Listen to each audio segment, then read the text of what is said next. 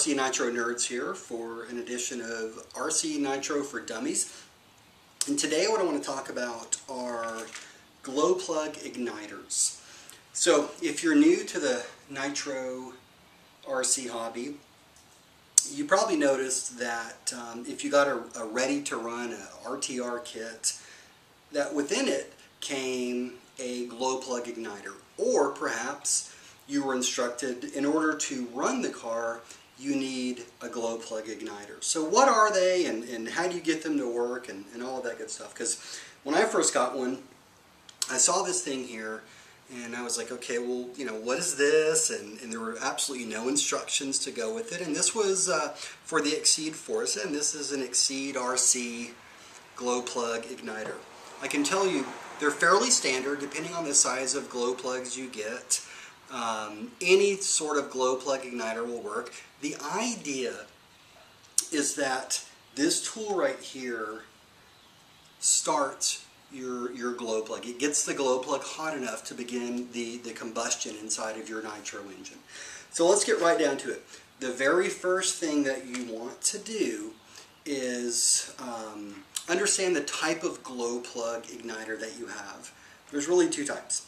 There's a rechargeable type, which is probably the most common, like the one I have here, or there's the type that has a battery inside of it.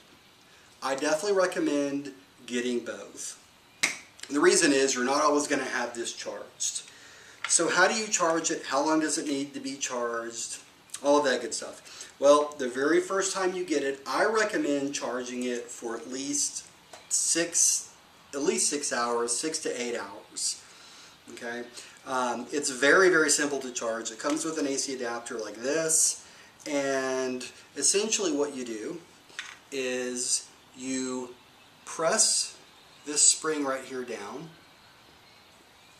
to expose the actual glow plug igniter. You take the charge and you fit it in snug. Now, one of the questions I had before when I first got started was, how do you fit this in here? What's the best way? Because I was doing things like I was sticking it all the way in there. I wasn't sure how deep it goes. Really, you're just looking for this little nut right here. And you just, again, pull this down as hard as it can go. And it's not difficult to pull down, but you want to get it down so that this piece right here comes up, excuse me. You place the tip of the charger in here right until this nut goes inside a little bit, then you let it go. And what you're looking for is that nut to be just a little bit flush with the igniter itself. And once you have that, you plug it in and you wait. It's that simple. The other type that we have, as I mentioned, is the type that has a battery inside. And this one here is an OFNA, but again, it can work on any sort of car. And I just put a D-sized battery inside of it. What I definitely recommend is put this in your toolbox. Put the battery inside of it with an extra battery as well in your toolbox. That when you're running, if this suddenly loses power, then you have a backup. Now, the next question that I get is, how do you know if it's charged? Well, at least on the Exceed starter that I have, as well as the battery-powered one, there is no sort of an indicator that tells me that it's charged. You just basically have to go by time. What I do is I will take the glow plug out, and we can show you another video later that explains how to take the glow plug out and all of that. But just take your glow plug out of your car and place it inside of the charger. Now, how does it go? The easy way to remember is you have threads that are on the glow plug itself, and just think that those threads are what actually goes inside of the engine itself. So when you test it, you want to do it in the opposite direction. This stem right here goes into the glow plug. So glow plug igniter, excuse me. Hold it back, you put it in there, and what you're looking for is a nice amber light like that. Okay? You might get a little bit of smoke that comes off of it. That's actually good.